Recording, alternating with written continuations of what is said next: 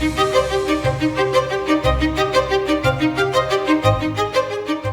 bugün Krasny Ferrari. Özümdün диагнозымды bilmem, bilem de başımda da ağrıtmayın. 11 человек на сцене, они все работают как профессиональные актеры и актрисы. Там же еще такой интересный посыл. Здесь отчасти про людей с инвалидностью. Главное ничего не бояться, и все будет хорошо. А мы в заперти были, наверное, с рождения ребенка. Не называйте нас глухонемыми. У нас есть голос. Мы можем говорить.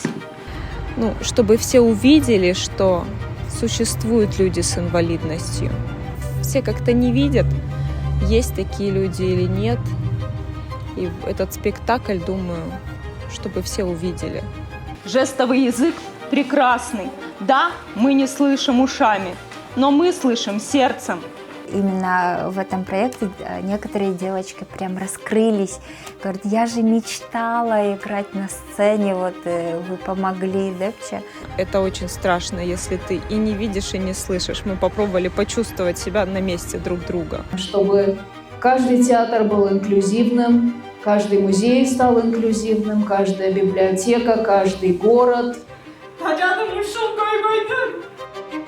И на широкую аудиторию было бы здорово. Это, я думаю, это не разовый, а долгосрочный проект.